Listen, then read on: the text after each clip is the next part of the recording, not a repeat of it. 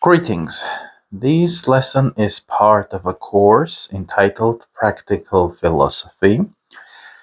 Politics is part of philosophy. We have 5 components in philosophy, and politics is the 4th component among those 5. As I am going to use words that are part of politics in one of the lessons, I decided to make a separate video on those words such as right wing, left wing, socialism, capitalism. What are these? So that my assumption that my followers know what is right wing and left wing, capitalist and socialist, would be a little challenged. I'm challenging my own assumption. And most probably you will learn a few interesting things if you watch this video till the end. This specific lesson is available for free. I'm making it public on YouTube, and you can purchase the whole course on my main channel, which is called English for Growth. There you can become a premium subscriber and benefit from the whole course. Right. Now, when we speak of politics, we use these words right wing, left wing, and we also have one word centrist, so people who are at the very center.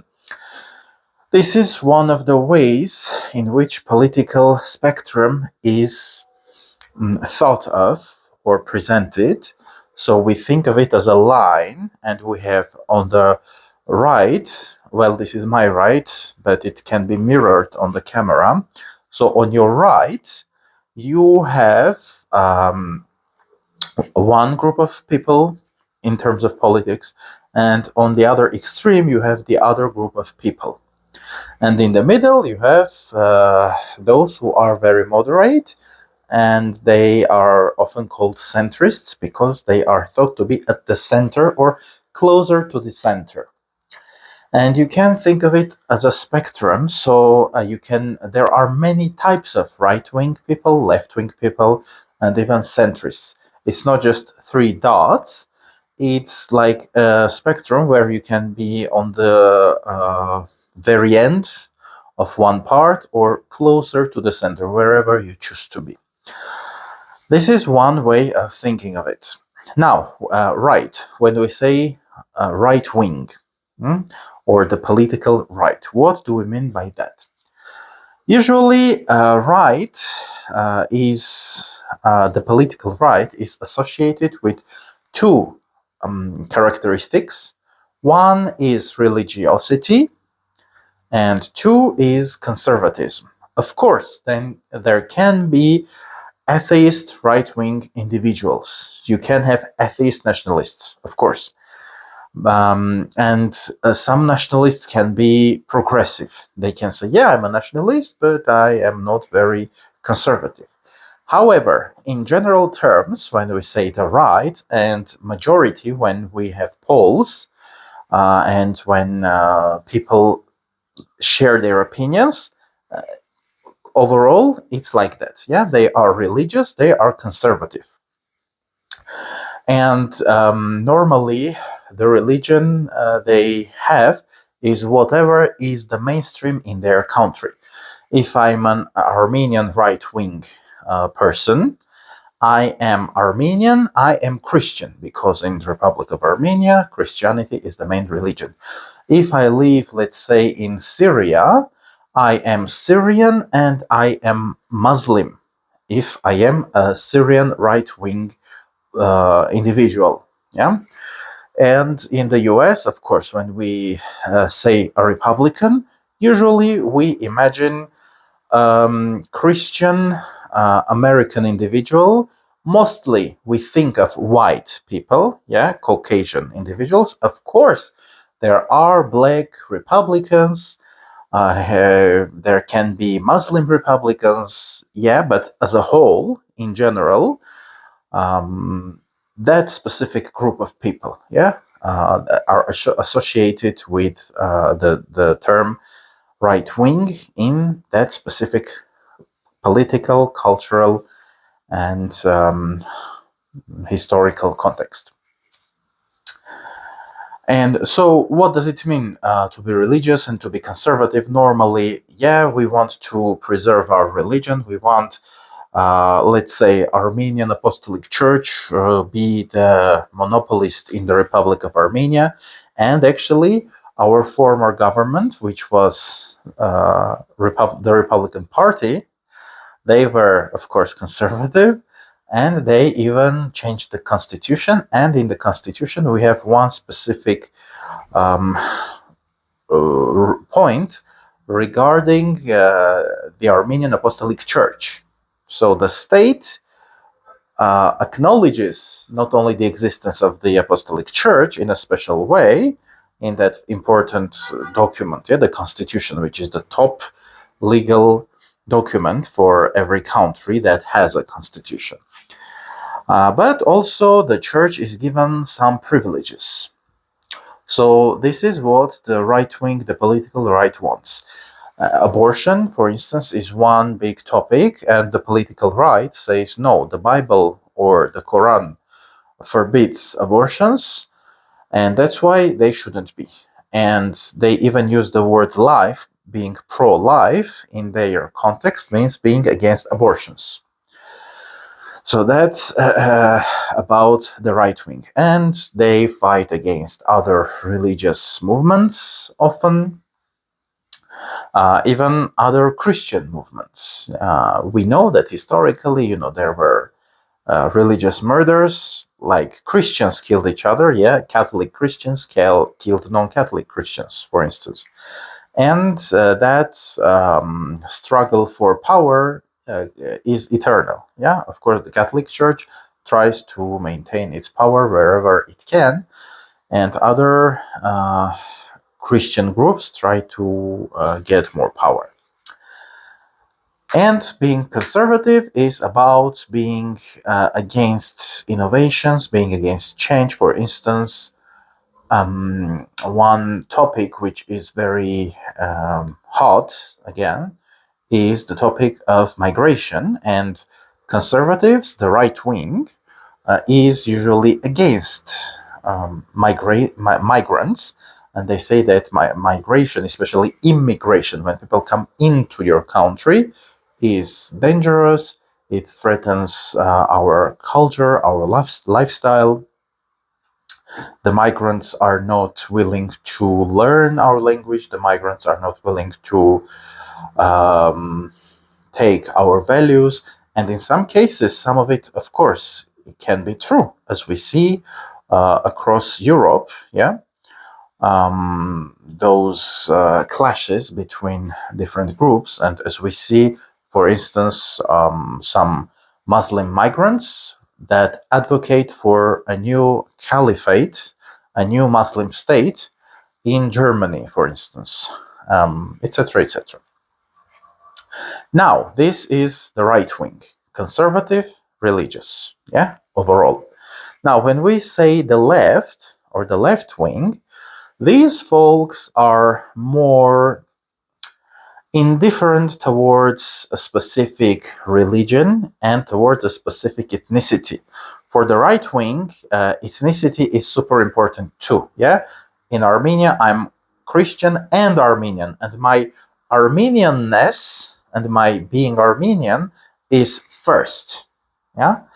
And the left wing says, no, we don't really care about the race, the ethnicity, the religion.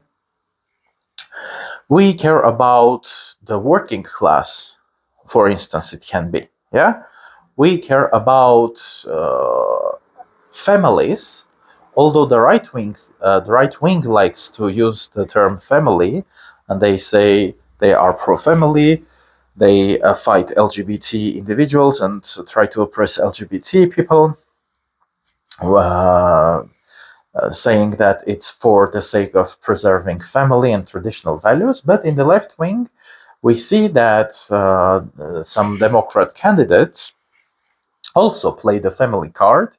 So they are for the workers, they are for the families, and in the case of the left wing, family can mean more things than for the right wings. The right wing, a family is usually a heteronormative family, one husband, one wife, several children. Yeah, that's the so-called nuclear family.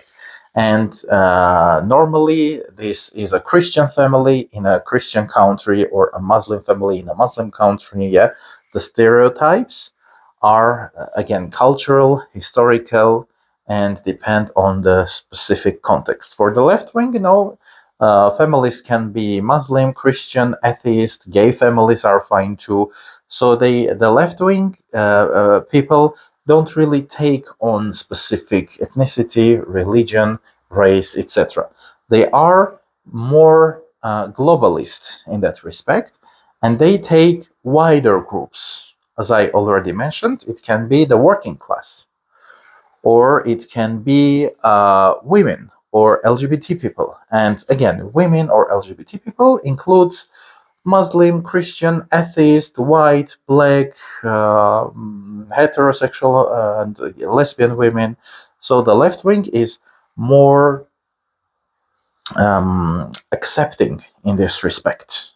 And again, of course, there are nationalists who are not homophobic, of course, nationalists who are not xenophobic. Yeah? Those things also exist. But normally, when we speak of the right wing and the left wing, these are the main differences. But what unites both is their sense of collectivism. And the right wing speaks of more specific collectives, which can be the nation, the tribe, the specific religious group.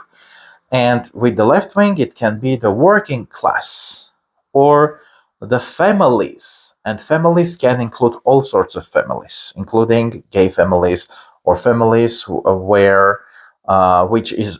are not really nuclear. Maybe a father and a child, or a single mom, yeah, or grandparents with their grandchildren without parents. So, but still, again, both rely on groups or collectives. So, this is one way of understanding the right and the left. And the centrists are people who are neither there nor on the other side.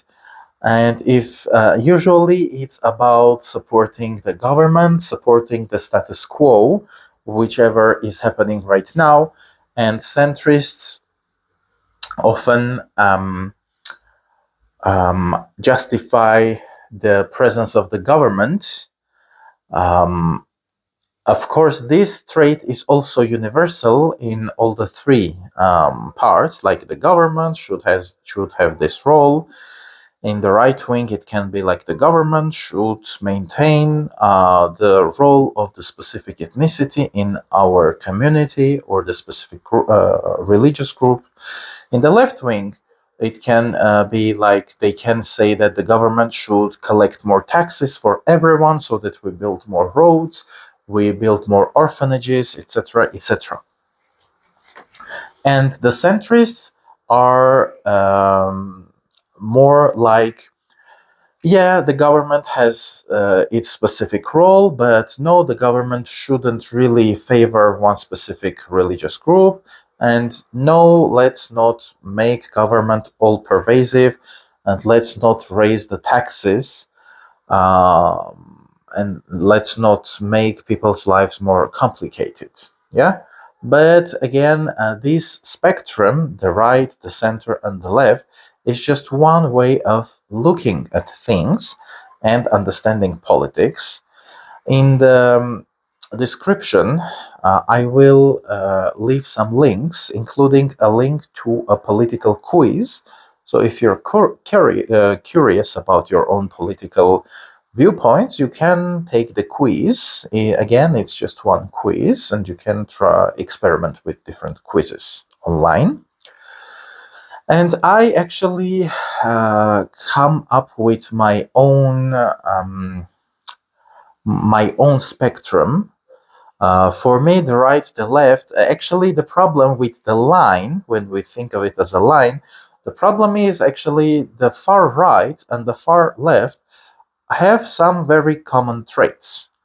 In the far right, for instance, we have fascists and the different forms of fascism, including Nazism. Yeah, and these folks are like the government should be controlling everything, and the individual should serve the nation, and it's okay to sacrifice the individuals, etc.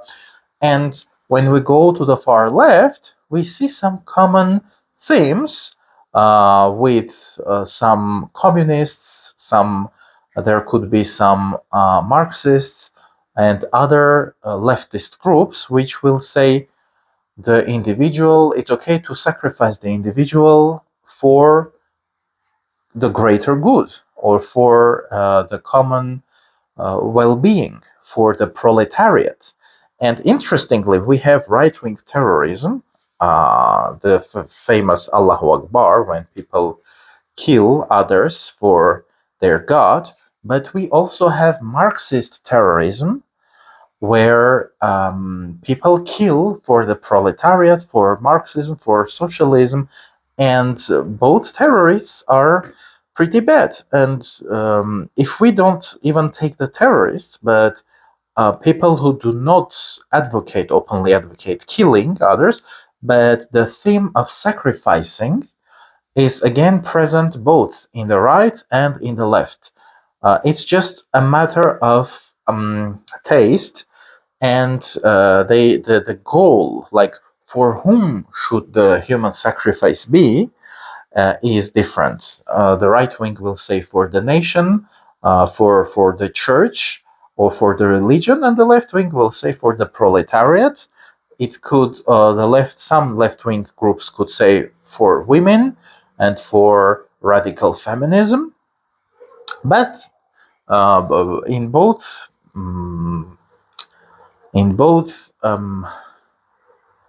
camps, we have these groups which are totally fine with sacrifices, and with sacrificing not just themselves, but with sacrificing or oppressing others. If you, stupid person, don't understand what socialism brings you, we will force you to enjoy socialism. For instance, a left winger can say. So, one other way of understanding this spectrum is, instead of taking a straight line, you can think of a horseshoe, yeah, which is like this. So, and the right and the left are closer with each other, yeah, if we take the horseshoe.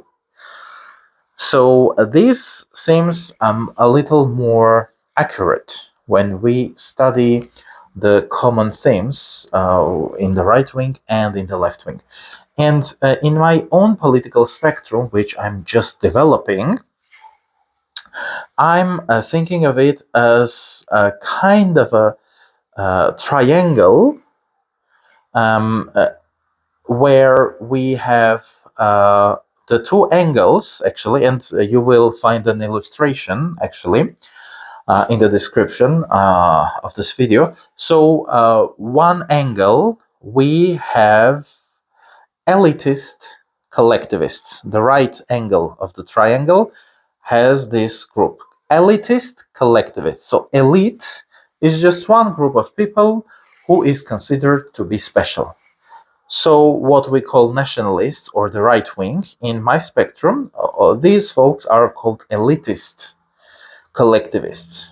They advocate for some sort of elite. It can be an ethnic group, it can be a religious group, it can be a sexual group or gender group. So these are elitist collectivists, and they are saying that this group of people should be higher, they are wiser, or they are more oppressed, that's why they should be given more power. And on the left angle, we have what I call globalists, well, but I may change the term, globalist collectivists. And in this case, we have different groups who are saying, well, ethnicity, race, Gender doesn't matter. It's about one big group of individuals, and that group can be a working class, all the workers, or it can be the society as a whole. It can be the humanity as a whole. But again, they are collectivists, meaning they say that for this collective, the working class, the families, the mankind, for this collective, we need to control the individuals.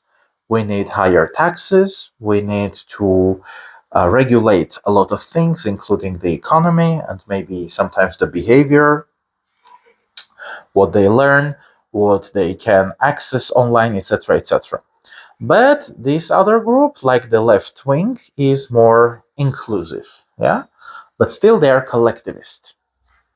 And on the top of my triangle, on the other angle, I have individualists. So, an individualist is someone who says, no, it's not okay to sacrifice the individual.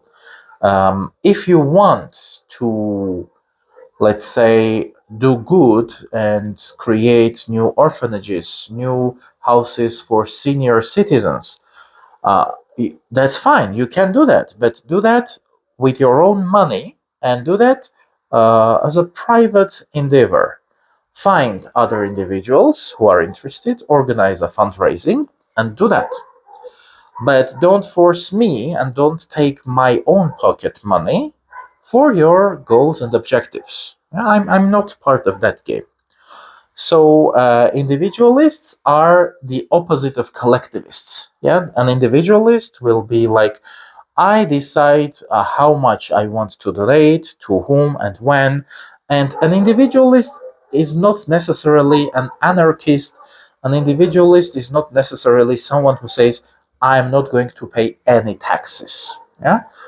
Um, Objectivists would be in my spectrum on that third angle, and me as an objectivist, I'm fine with paying taxes, very low taxes, taxes that will maintain the army, the police, and the court system in general.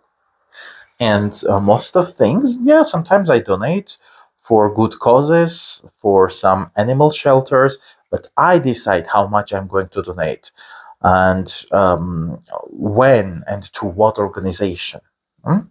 And collectivists, on the other hand, no, they want to decide for you and they always justify their decision. Well, it's for common good, it's for old people or the senior citizens, it's for the orphans, it's for the rural areas, it's for the borderline villages. You should be ashamed of yourself because you live in the comfort of your home in a big metropolis, and you should have this sense of guilt and help those underprivileged groups. Well, from the perspective of the individualist, that's immoral because you are trying to shame me into that, and often you use the tactics of threatening. The word terrorism, terror in Latin means fear.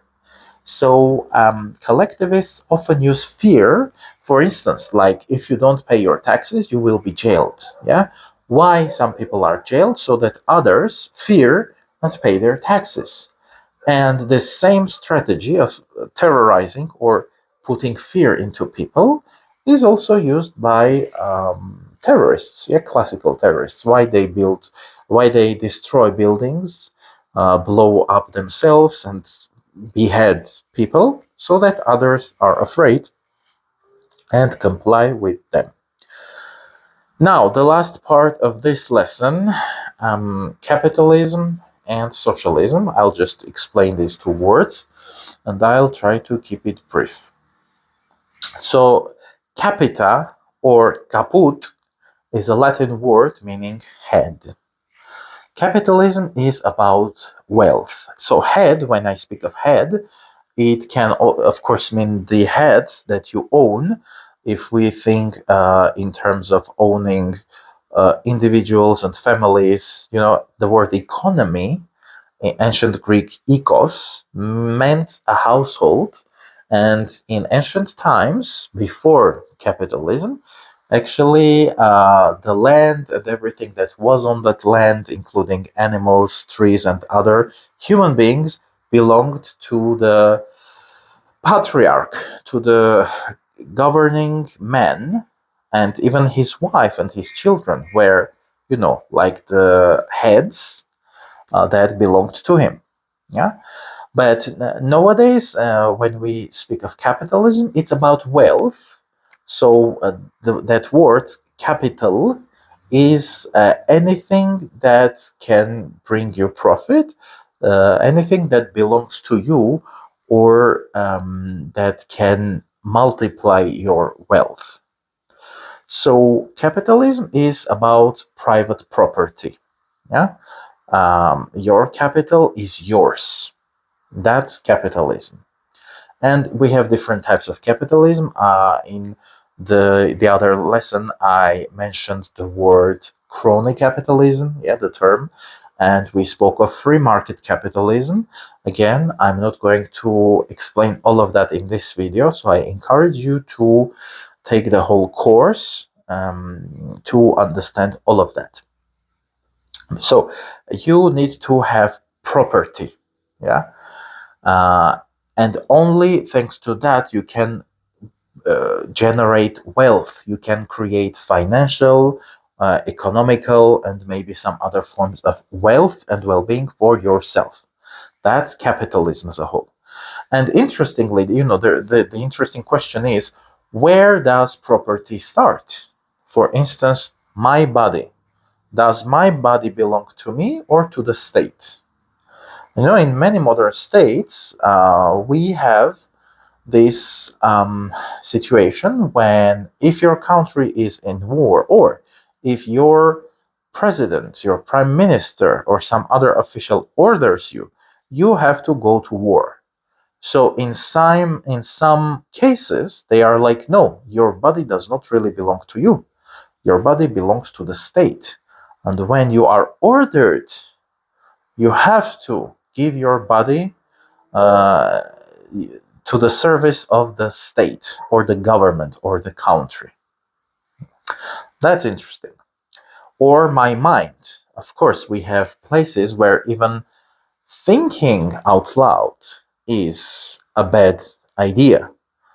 You have places where, for instance, in Russia, people who protest and who hold a white piece of paper are arrested. Nothing is written on that piece of paper, but they are detained, they are arrested. Or if you say Putin is the Russian word huilo, or Putin is badass, or son of a whatever you want to say, if you criticize the president, you are arrested. You can be arrested for several days, you can be arrested for several weeks and several months. So your mind and your tongue and your ideology are not really yours. You have to comply with the state or else you will pay. That's your choice. Yes, obey and we will not touch you until we order you to do this or that, or disobey and we will force you to comply, and still you will do whatever we tell you to do.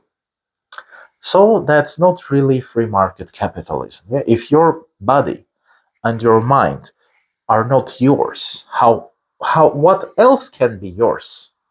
The state can, of course, take away your cars, your belongings, your land, and it happens all the time. Here in the Republic of Armenia, in the 90s, when we had the first phase of the war with Azerbaijan, Armenian so-called liberators, they would take the cars of the individuals.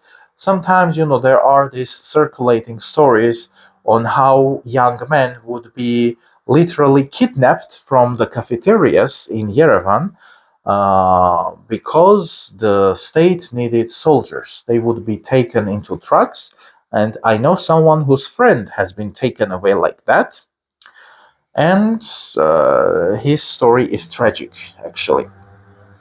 And in the neighboring Azerbaijan, we had a similar scenario where cars were taken away in 2020 when we had another phase of the Armenian-Azerbaijani conflict. In Russia, it is done all the time. So if your body and your mind are not yours, if the state controls these, forget about the rest. They can take your cars, they can take your money, they can take your houses, etc., etc.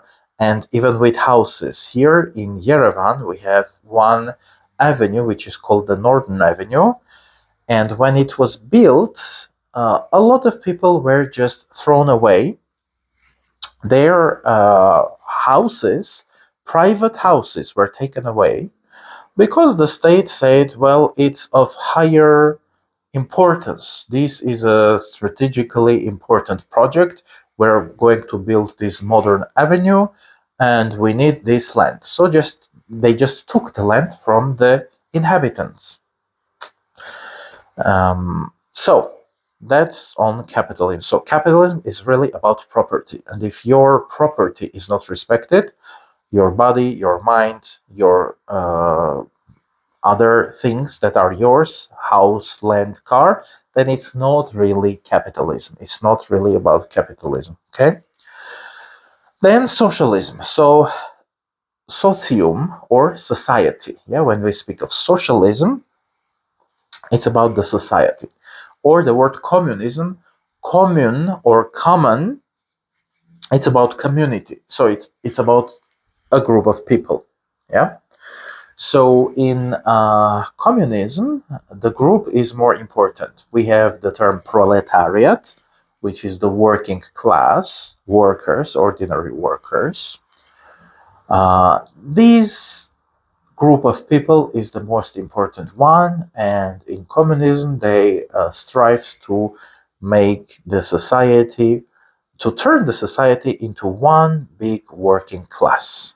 And those who were not part of that working class were exterminated physically, were sent to concentration camps or labor camps, it's better to say. But some of these labor camps were horrific, and they can be compared to Nazi concentration camps, actually. So with communism and socialism, it's not about private property. You don't have private property. Yeah, classically, everything belongs to either the working class or to the government. Practically, it belongs to the government. Again, this course is not really about politics, so I'm not getting into the difference between communism and socialism.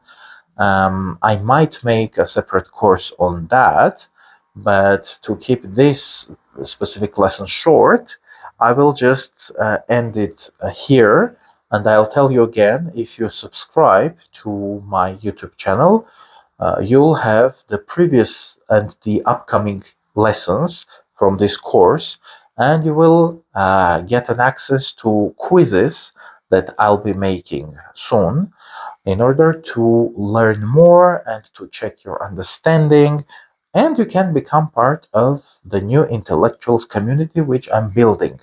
You'll discover practical philosophy, the philosophy of objectivism, which is very helpful, very practical.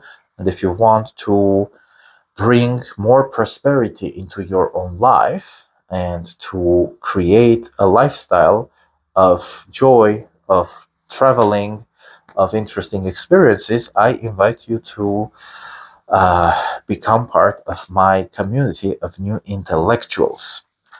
Thanks for being with me, and see you next time.